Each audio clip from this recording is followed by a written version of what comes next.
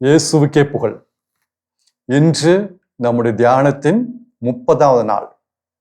இப்பொழுது நாம் இந்த தியானத்தின் 5வது பகுதியில் இருக்கிறோம். ஏற்கனவே சொன்னது போன்று இந்த தியானத்தை பல பகுதிகளாக நாம் பிரித்து நாம் தியானித்து வருகிறோம். ஒவ்வொரு பகுதியிலும் ஒரு மைய கருத்தை வைத்து நாம் சிந்தித்து வருகிறோம்.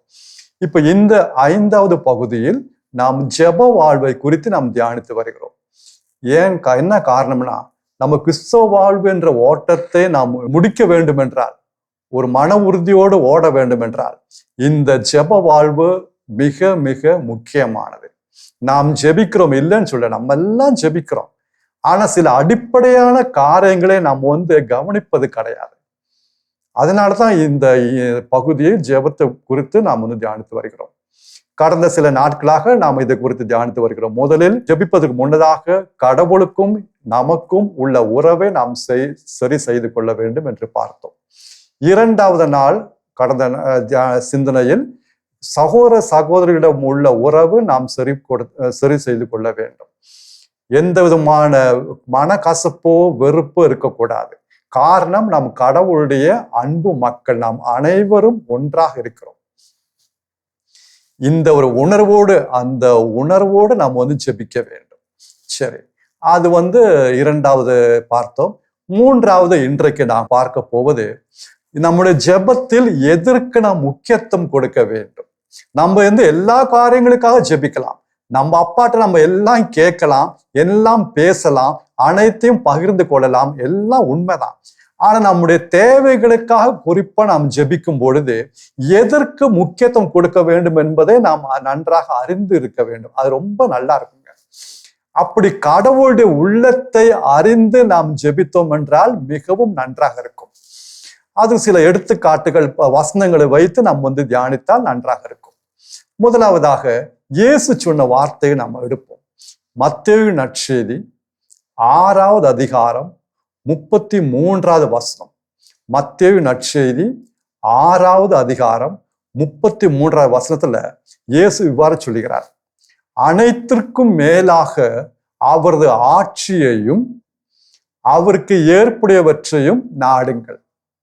அனைத்திற்கும் மேலாக முதலில் அவருடைய ஆட்சி, அவருங்கிறது கடவுள், கடவுளுடைய ஆட்சியையும் அவருக்கு ஏற்புடையவற்றையே நாடுங்கள். அவருக்கு என்ன பிடிக்குதோ, அவருடைய விருப்பம் என்னவோ அதை முதலில் நாடுங்கப்பா, அதை கேளுங்க. அப்படி செஞ்சோம்னா அப்பொழுது இவை அனைத்தும் உங்களுக்கு தரப்படும். இவை அனைத்தும்னா அதுக்கு முன்னாடி சொன்ன பின்னணியில என்னன்னா, உங்களுக்கு உண்பதற்கும் குடிப்பதற்கும் உடுப்பதற்கும் தேவையான, அதாவது பூமிக்குரிய காரியங்கள் எல்லாம் தேவை உங்களுக்கு தரப்படும். நீங்க கவலைப்பட தேவையில்லை. ஆனா நீங்க செய்ய வேண்டியது என்ன?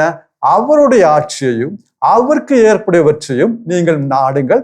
அப்பொழுது இவை அனைத்தும் உங்களுக்கு சேர்த்து கொடுக்கப்படும். இது போனஸ். இது போனஸ்.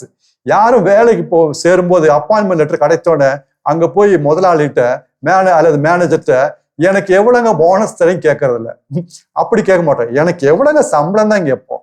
எனக்கு எவ்வளவு போனஸ் அவங்களா பார்த்து கொடுக்கறதுங்க. போனஸ் அவங்களா பார்த்து கொடுக்கறது. நம்ம சம்பளம் எவ்வளவுன்னு கேட்கலாம், ஒன்றும் தப்பு கிடையாது, தெரிஞ்சுக்கலாம். ஆனா போனஸ் அவங்களா பார்த்து கொடுக்கறது. அன்பர்களே, அதான் ஏசு சொல்றாரு, நீங்க முதல்ல அவருடைய கடவுளுடைய ஆட்சியையும் அவருக்கு ஏற்படுவற்றையும் நீங்க நாடுங்க. அப்பொழுது இவை அனைத்தையும், இந்த பூமியில நமக்கு என்னென்ன தேவையோ, நமக்கு என்னென்ன வேணுங்கிறதில்ல, என்னென்ன தேவை, அதாவது என்னென்ன ஆசைப்படுறதில்ல, என்னென்ன தேவையோ அது உங்களுக்கு தரப்படும். நீங்க கவலைப்படாதீங்க. சரி, அதுதான் இயேசு நம்மளை பார்த்து சொல்லுகிறார். ஆக அவருடைய விருப்பம் என்ன?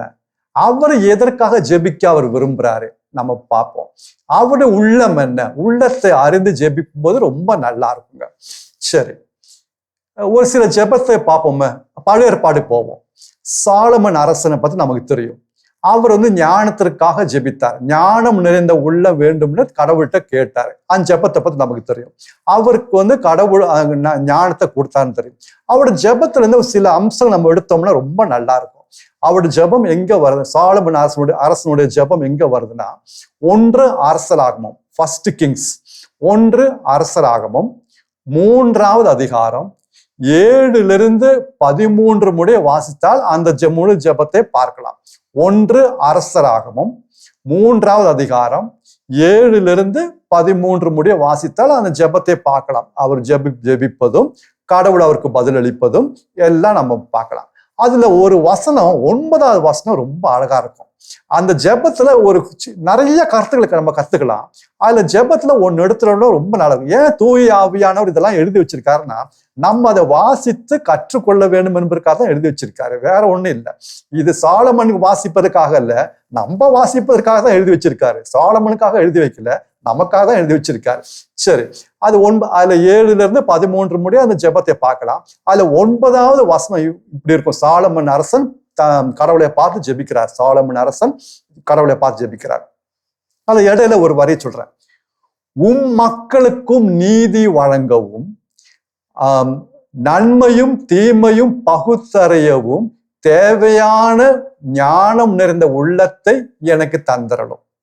சரி, மக்களுக்கு எந்த மக்களுக்கு? யாருடைய மக்களுக்கு? சாலமன் அரசன் சொல்றத வார்த்தை நல்லா கவனிக்கணும். கடவுளை பார்த்து ஜெபிக்கிறாரு.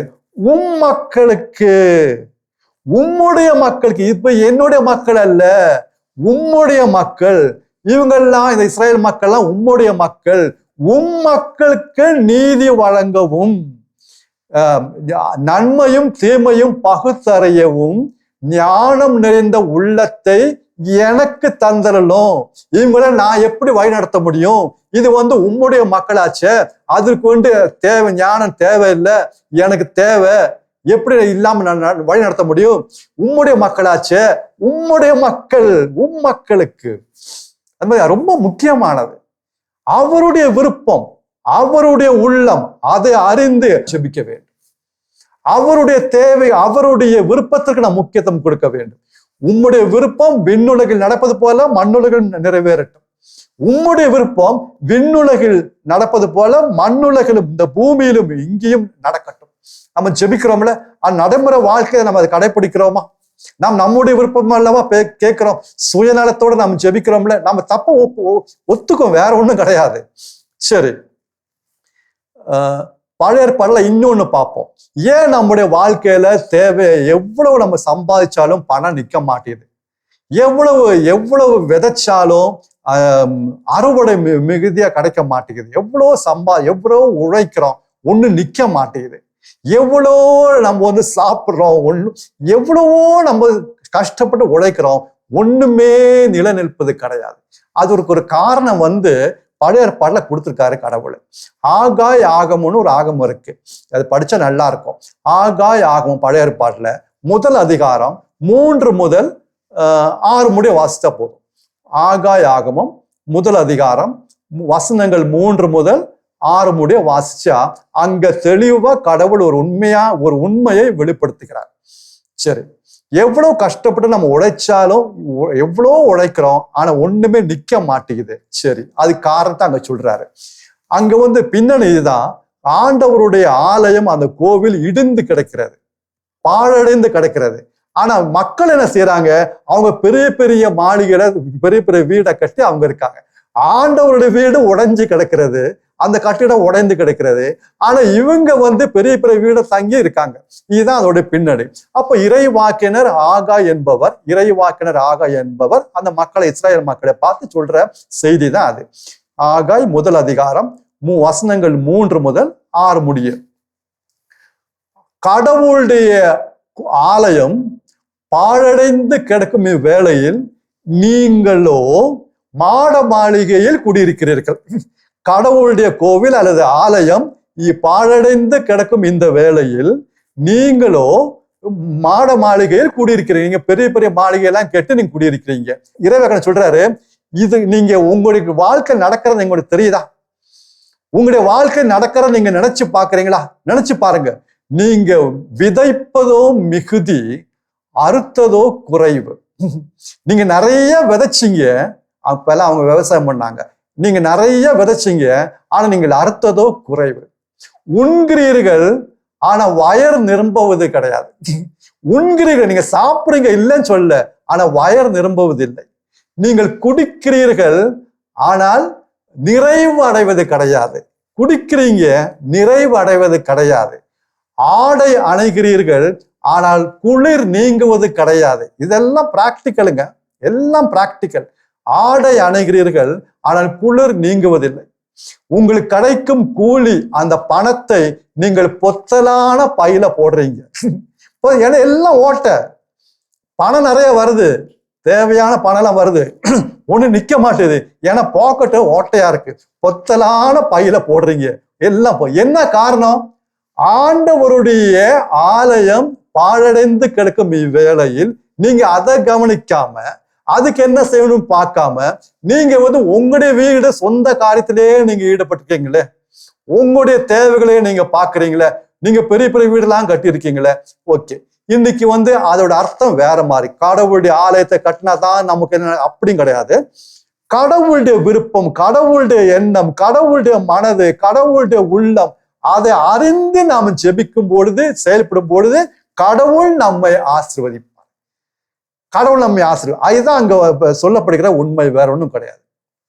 அன்பான சகோதர சகோதரிகளே, ஜெபிக்கிறோம், நம்ம தைரியமா உள்ளத்தை திறந்து நம்ம ஜெபிக்கலாம். ஆனா முதலில் கடவுளுடைய விருப்பத்தை, நம்முடைய அப்பாவோட உள்ளத்தை அறிந்து ஜெபிக்கும் போது அந்த ஜெபத்திற்கு ஒரு வல்லமை வருகிறது.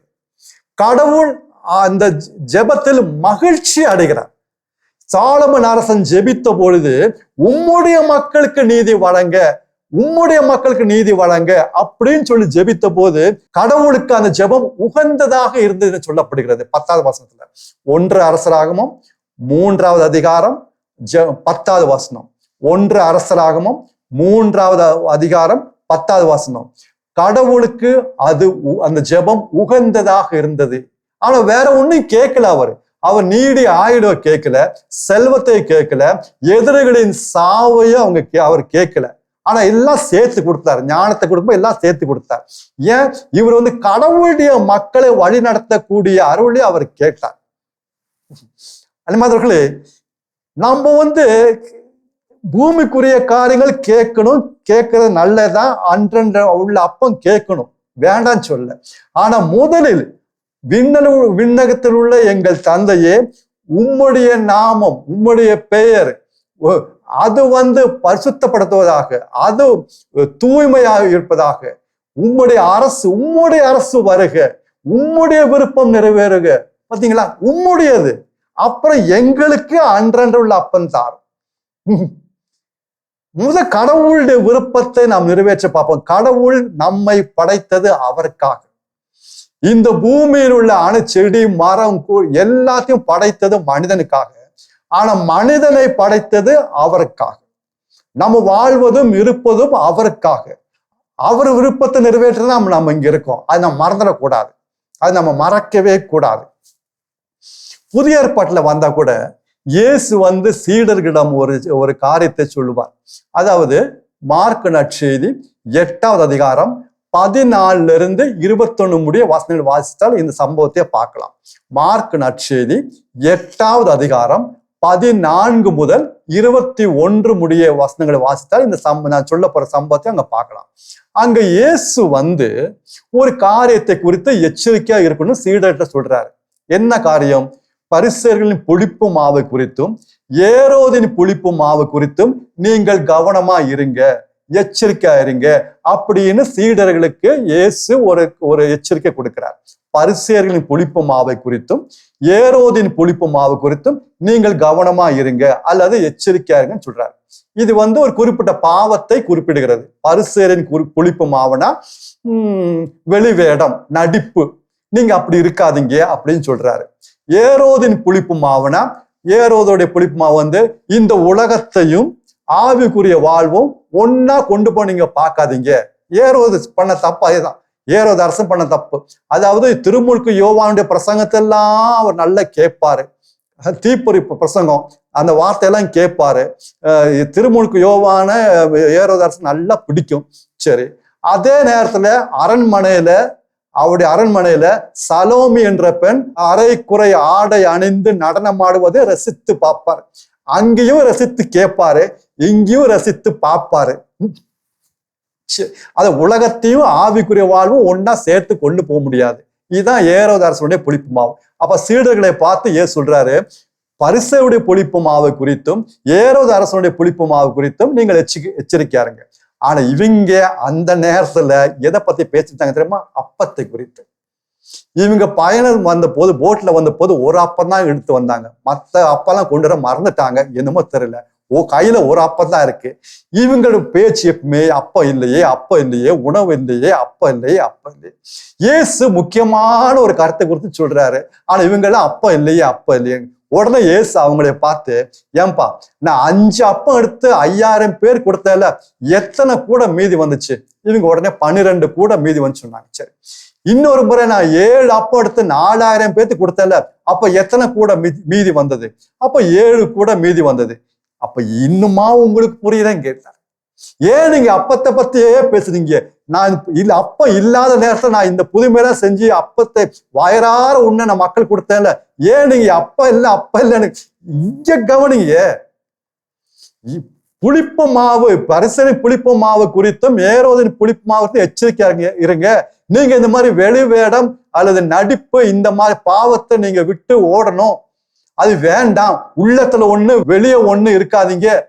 உள்ளத்துல உண்மையா இருங்க. அதே மாதிரி உலகத்தையும் உலகத்தை சார்ந்த காரியங்களும் ஆவிக்குரிய காரியங்களும் ஒன்னா கொண்டு போய் பார்க்காதீங்க. கோவில வந்து ஜெபிக்கிறீங்க, கோயில வந்து கடவுளை ஆராதிக்கிறீங்க. ஆனா வெளியே வந்த பிறகு தேவையில்லாத காரியங்கள்லாம் பாக்குறீங்க, கேட்கறீங்க, மொபைல பாக்குறீங்க. இந்த உலகத்துறை காரியங்களும் இல்ல கடவுள் ஆவிக்குரிய காரியங்களும் ஒன்னா கொண்டு போகணும் பார்க்காதீங்க. அந்த புளிப்பு மாவை குறித்து எச்சரிக்கையா இருங்க. அதுதான் கடவுள் இயேசு சொல்றார். அதான் இயேசுடைய உள்ளம், கடவுளுடைய உள்ளம், கடவுளுடைய விருப்பம். இவங்க வந்து அப்பத்தை பத்தி பேசிட்டு இருக்காங்க. அன்பான சகோதர சகோதரர்களே, நம்முடைய ஜெபத்துல எப்பயாவது ஆவிக்குரிய காரியங்களுக்காக நம்ம ஜெபிச்சிருக்கோம்? எப்பயாவது நம்ம ஜெபத்துல கடவுளுடைய உள்ளத்தை அறிந்து ஜெபித்திருக்கோமா? சில காரியங்கள் எடுத்துக்குவோம். நம்ம பூமிக்குரிய காரியங்கள் கேட்கிறோம், நல்லது கேளுங்க. எப்பயாவது ஆண்டவரே எங்க பிள்ளைங்களுக்கு நம்பிக்கை இல்லை, உம்முடைய கடவுள் நம்பிக்கை எழுந்து போயிருக்காங்க, நம்பிக்கை அவங்களுக்கு நம்பிக்கை வளர உதவி செய்யுங்க, கெஞ்சி மன்றாடி இருக்கீங்களா? கேளுங்க. நம்பிக்கை இன்னைக்கு எத்தனையோ இளைஞர்கள், குறிப்பாக இளைஞர்கள் நம்பிக்கை இழந்து போறாங்க. உலகத்துல போய் சிக்கிக்கிறாங்க, மாட்டிக்கிறாங்க. கடவுள் நம்பிக்கையை இழந்து போறாங்க. தேவையில்லாத காரியங்களும் அரசியல்லையும் அல்லது சினிமாலையும் போய் மாட்டிக்கிறாங்க. அவங்க பாடல் கேட்க மொபைல்ல போய் மாட்டிக்கிறாங்க. நம்பிக்கை இருந்து ஜெபிக்கிறதுக்கோ இறை வார்த்தை வாசிக்கிறதுக்கோ நேரம் இல்லை. ஏன் நேரம்னா இன்ட்ரெஸ்ட் இல்லை. நேரம் இல்லாம இல்லை, இன்ட்ரெஸ்ட் இல்லை, அதுல ஒரு ஆர்வம் இல்லை. ஏன்னா மனதெல்லாம் வேற எங்கேயோ இருக்கிறது. கடவுள் சும்மா ஒரு பேருக்கு மட்டும் ஞாயிற்றுக்கிழமை கோயில் போறோம், பூசை பார்க்கற வந்துடுறோம். அதுக்கப்புறம் கடவுளோட எந்த உறவும் கிடையாது, அப்பாட்ட எந்த உறவும் கிடையாது. ஏதாவது பிரச்சனை வரும்போது வந்து நம்ம போய் ஜெபிக்கிறோம், அவ்வளவுதான். அன்பானவர்களே, எப்பயாவது இப்படி ஜெபிச்சிருக்கோமா? சீடர்கள் இயேசுகிட்ட கேட்டாங்க, எங்கள் நம்பிக்கை மிகுதியாக்கும். அவங்க பாருங்க, லூக்கா நற்செய்தி 17ஆம் அதிகாரம் 5வது வசனம். லூக்கா நற்செய்தி 17ஆம் அதிகாரம் 5வது வசனம். சீடர்கள் இயேசுவை பார்த்து, எங்கள் நம்பிக்கை மிகுதியாக்கும். இன்கிரீஸ் அவர் ஃபெய்த். அதையாவது நம்ம கேட்கிறோமா? இல்ல மற்ற பூமிக்குரிய காரியங்களுக்கெல்லாம் நம்ம வந்து உபவாசம் இருந்து கண்ணீர் விட்டு அழுது ஜெபிக்கிறோம்ல, ஜெபிப்போம், நல்லது. ஆனா இதற்கு முக்கியத்துவம் கொடுக்கிறோமா? எப்பயாவது என்னுடைய மனைவி, என்னுடைய கணவர், என்னுடைய பிள்ளைங்களை, என்னுடைய பெற்றோர்கள், என்னுடைய சகோதர இவர்களுக்கு அபிஷேகத்தை தாரும், ஆவிக்குரிய அபிஷேகத்தை தாரும், ஆவியால் அவர்களை நிரப்பும், எங்களை நிரப்பும் அப்படின்னு கண்ணீர் விட்டு உபவாசம் இருந்து நம்ம ஜெபித்திருக்கோமா? இல்ல கேட்டு பார்ப்போம். இல்ல இந்த குறிப்பிட்ட பாவத்திலிருந்து விடுதலை பெற இயேசுவே எங்களுக்கு உதவி செய்யும் என்று குறிப்பிட்ட இந்த தீய செயலை விட்டுவிட எங்களுக்கு உதவி செய்ய ஜெபிச்சிருக்கோமா? எனக்கு அந்த குறிப்பிட்ட சகோதரை மன்னிக்க முடியல, அவரை மன்னிக்க கூடிய வல்லமை எனக்கு தாரு, எனக்கு முடிய மாட்டேது அவர் செய்த செயல், அவர் சொன்ன வார்த்தை தான் என் கண்முன்ன வருது. எனக்கு மன்னிக்க முடியல, என்னோட சொந்த கணவனை கூட மன்னிக்க முடியல, அவர் அன்னைக்கு பேசினதை என்னால ஏத்துக்க முடியல, அது ஒரு உள்மன காயமாக என்னுடைய உள்ளத்தில் இருக்கிறது. அவரை மன்னிக்க, என்னுடைய சொந்த கணவனை மன்னிக்க, சொந்த மனைவியை மன்னிக்க எனக்கு வல்லமை தாரும், ஆவியை தாரும் அப்படின்னு ஜெபிச்சிருக்கோமா? இல்ல பொண்ணுக்கு திருமணமாவல, பையன் திருமணமாயி குழந்தை இல்ல சரியான வேலை கிடைக்கல, பசங்களுக்கு 10வது 10th exam 12th exam, okay ஜெபிப்போம். அதுக்கு எவ்வளவு பெற்றோர்களும் பிள்ளைகளும் குடும்பமும் சேர்ந்து ஜெபிக்கிறாங்க.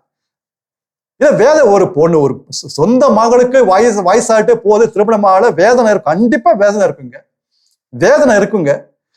அடுத்தது பிள்ளைங்களுக்கு திருமணமாகியும் பல ஆண்டுகளாயும் குழந்தை இல்லைன்னா வேதனை இருக்குங்க. ஒரு குழந்தை இருந்தா எவ்வளவு அப்பா அம்மா அந்த குழந்தை கூப்பிடும்போது அது பெற்றோருக்கு எவ்வளவு சந்தோஷமா இருக்கும். உண்மைதான், நல்லதுதான். ஆனா கடவுள் சொல்றாரு, முதலில் அவருடைய ஆட்சியையும் அவருக்கு ஏற்படுவற்றையும் நீங்கள் நாடுங்கள், அப்பொழுது இவை அனைத்தையும், உங்களுக்கு இந்த பூமியில தேவையானது அனைத்தையும் உங்களுக்கு தரப்படும். இது கடவுளுடைய வார்த்தை. இந்த வார்த்தை நம்புவாங்க. கடவுள் நம்மிடம் வந்து எதிர்பார்ப்பை நாம நிறைவேற்றுவாங்க. நமக்கு நிறைய எதிர்பார்ப்பு இருக்கு, நல்லது. நம்ம நிறைய காரியம் கடவுள்கிட்ட இருந்து அப்பாட்ட எதிர்பார்க்கணும், கேட்போம். ஆனா அதே நேரத்துல அவருக்கும் சில எதிர்பார்ப்பு நம்முடைய வாழ்க்கை குறித்து இருக்குல்ல. உங்களுக்கு பெற்றோர்களா நீங்கள் பிள்ளைங்களை குறித்து சில எதிர்பார்ப்பு இருக்குல்ல, எக்ஸ்பெக்டேஷன் இருக்கு இல்லையா? அதே மாதிரி அவரும் நம்முடைய அப்பாங்க, சொந்த அப்பாங்க. அவர் தாங்க உண்மையான அப்பா. அவர் நம்மை குறித்து எவ்வளவு எதிர்பார்க்கிறார். நம்ம நம்பிக்கையில வளரணும், ஆவிக்குரிய அபிஷேகத்துல வளரணும், அவருடைய உள்ளத்தை நாம் அறிந்து கொள்ள வேண்டும், இறை வார்த்தையை நாம் வாசித்து அதை புரிந்து கொள்ள வேண்டும், நிறைய வெளிப்பாடு கிடைக்கணும், இயேசுவை போல நம்ம மாறணும். அப்படிலாம் அவரும் நம்மகிட்ட எதிர்பார்க்கிறாரு இல்லையா? நமக்கும் ஒரு மறு வாழ்வு வேணும், கடைசியில அவர் கூட நம்ம இருக்கணும் அப்படின்னு அவர் எதிர்பார்க்கிறாரு. தூய்மையான வாழ்க்கை நடத்தணும், என் பிள்ளைங்க என்னை மாதிரி இருக்கணும், என்னை போல தூய்மையா இருக்கணும், அவர் தூய்மையா இருப்பது போல நீங்களும் தூய்மையா இருங்க அப்படின்னு அவர் சொல்றாரு இல்லையா? தூய்மையான வாழ்வுக்காக நம்ம எப்பயாவது ஏங்கி ஜெபிச்சிருக்கோமா? கண்ணீர் விட்டு அழுது ஜெபிச்சிருக்கோமா? பரிசுத்தமான வாழ்க்கை வாழ நம்ம ஏங்கி தவிச்சிருக்கோமா? அப்படி கடவுளுடைய உள்ளத்தை, நம்முடைய அப்பாவுடைய உள்ளத்தை அறிந்து நாம் அதற்கு முக்கியத்துவம் கொடுக்கும் போது இது தானா நடக்கும். அதுதான் ஏன் சொல்றாரு, இது தானா. ஏன் நீங்க அப்பத்தை பத்தியே பேசிட்டு இருக்கீங்க? இங்கே பாருங்க, இந்த குறிப்பிட்ட பாவத்துல விடுதலை பெற நீங்க ரொம்ப பார்க்கணுங்க, எச்சரிக்கையா இருக்கணுங்க, இந்த பாவத்தை குறித்து நீங்க ரொம்ப கவனமா இருக்கணுங்க, இல்ல நீங்க விழுந்து போயிருவீங்க அப்படின்னு சீடர்கிட்ட ஏன் சொல்றாரு? சீடருக்கு வந்து அப்பத்தை பத்தியே பேசிட்டு இருக்காங்க. அது அவங்களுக்கு தேவைதான், அப்பத்தை பத்தியே ஏஸ். நான் யார், கடவுள் யாருங்க? அது மாதிரி இறை வார்த்தை நாம் வாசித்து தியானித்து அவருடைய உள்ளத்தை அறிந்து கொள்வோம். அதுதாங்க நல்ல ஒரு வழி. அவருடைய உள்ளத்தை அறிந்து கொள்ள, அவருடைய விருப்பத்தை அறிந்து கொள்ள கடவுளுடைய வார்த்தையை வாசித்து பார்ப்போம். அது வாசித்து அந்த உள்ளத்தை அறிந்து அவருடைய விருப்பம் நிறைவேற்ற நாம ஜெபிக்கும் பொழுது, அதுக்காக ஏங்கும் போது, அதுக்காக கண்ணீர் விட்டு ஏங்கும் போது எவ்வளவு நல்லா இருக்கும். அதே மாதிரி இந்த உலகத்துல இன்னும் எத்தனையோ பேர் இயேசுவை அறியாம இருக்காங்க. அவங்களும் இயேசு அறிந்து கொள்ள நம்ம ஜெபிக்கலாம் இல்லையா?